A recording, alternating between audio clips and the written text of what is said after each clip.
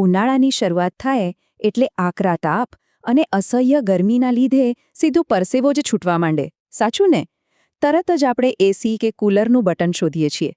પરંતુ આજના આ વિશ્લેષણમાં આધુનિક મશીનોને થોડીવાર બાજુ પર રાખીને આપણે કેટલીક એવી દેશી અને અસરકારક પરંપરાગત પદ્ધતિઓની ચર્ચા કરીશું જે સમયની કસોટી પર હંમેશા ખરી ઉતરી છે. આજે આપણે એક વર્ચ્યુઅલ ટૂર કરીશું, ઘરની બિલકુલ બહારથી લઈને છેક અંદર સુધી.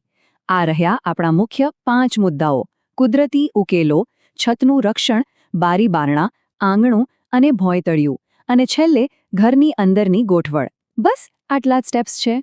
તો ચાલો ફટાફટ વિભાગ 1 થી શરૂઆત કરીએ. કુદરતી ઠંડકના ઉકેલો, જે અસરકારક પણ છે અને કિફાયતી પણ.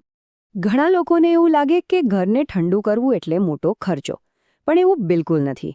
આ પરંપરાગત પદ્ધતિઓ અપનાવવાનો સૌથી મોટો ફાયદો એ છે કે તેનાથી ડબલ બેનિફિટ થાય છે. કોઈ જટિલ મશીનો નહીં કે કોઈ મોટા લાઇટ બિલ નહીં.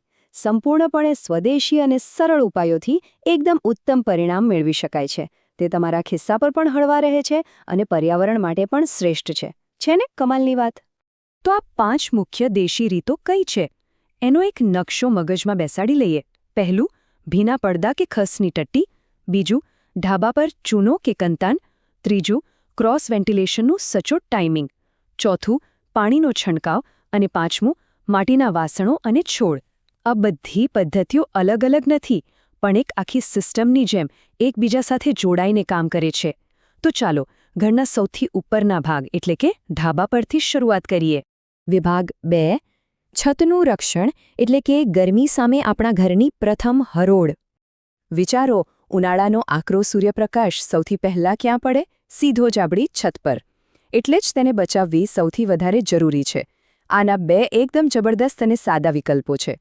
પહેલો છે ધાબા પર ચૂનો એટલે કે વ્હાઇટ વોશ કરવો. સફેદ રંગ હોવાથી તે સૂર્યના કિરણોને પાછા ધકેલી દે છે. વિજ્ઞાનની ભાષામાં આને આલ્બેડો ઇફેક્ટ કહે છે. મતલબ કે એક નેચરલ રિફ્લેક્ટર, જેથી ગરમી ઘરમાં ઉતરતી જ અટકી જાય. અને જો ચૂનો ન લગાવવો હોય તો બીજો રસ્તો છે ધાબા પર કંતાન અથવા શણના કોથળા પાથરી દેવા. આ બંને રીતો ગરમી સામે એક અત્યંત મજબૂત કવચ તૈયાર કરે છે. હવે છત તો એકદમ સેફ થઈ ગઈ. સૂર્યના સીધા કિરણોથી બચાવ થઈ ગયો.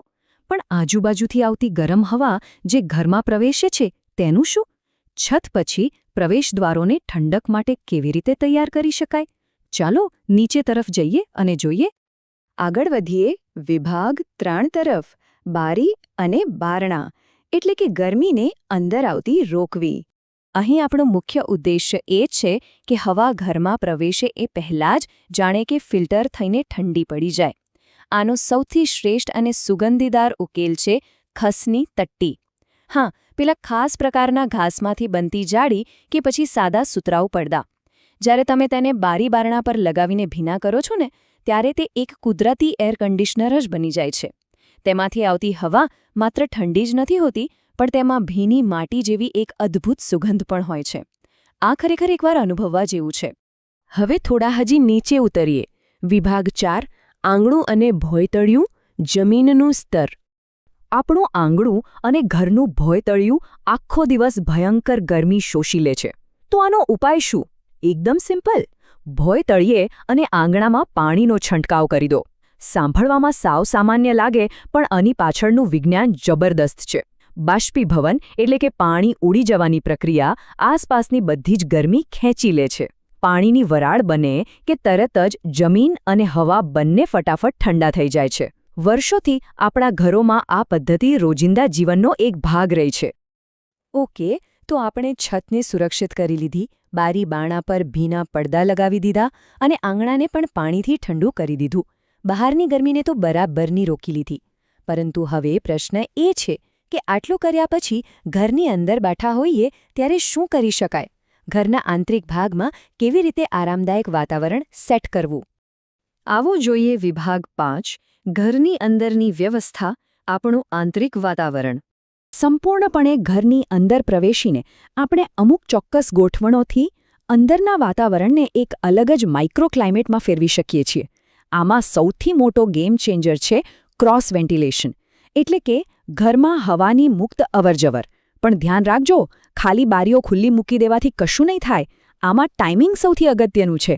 વહેલી સવારની અથવા મોડી સાંજની ઠંડી હવાને જ અંદર આવવા દેવી અને બપોરે જ્યારે ગરમ લૂ વાતી હોય ત્યારે બારીઓ બંધ રાખવી. બસ આ સમયપાલન સચવાઈ જાય એટલે અડધું કામ પૂરું. હવાની અવરજવર ઉપરાંત બીજી 2 વસ્તુઓ ઘરમાં અચૂક હોવી જોઈએ: માટીના વાસણો અને લીલાછમ છોડ. આ માત્ર કોઈ ડેકોરેશન માટે નથી. માટીના વાસણોમાંથી અને છોડના પાંદડાઓમાંથી સતત હવામાં ધીમે ધીમે ભેજ મુક્ત થતો રહે છે. આ કુદરતી પ્રક્રિયા ઓરડાના વાતાવરણને એકદમ શુદ્ધ, તાજું અને નેચરલી કૂલ રાખે છે. તો આખી વાતનો સારાંશ શું છે? મૂળ વાત એ છે કે આ બધી પદ્ધતિઓ એક મોટા પઝલ જેવી છે. આ દેશી રીતો ઘરનું તાપમાન નીચું લાવવામાં ઘણી જ મદદ કરે છે.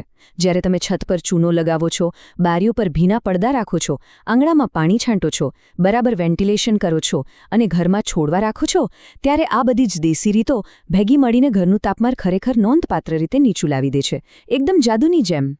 તો અંતે હું એક જ વાત વિચારવા માટે મૂકી જઈશ: લાખો રૂપિયાના મશીનો અને હજારોના લાઇટ બિલ પાછળ ભાગવા કરતાં જે પદ્ધતિઓ આપણા સ્વાસ્થ્ય અને પર્યાવરણ બંને માટે બેસ્ટ છે, તેમાંથી કઈ પરંપરાગત પદ્ધતિ આપણે આ ઉનાળામાં અપનાવવા જઈ રહ્યા છીએ?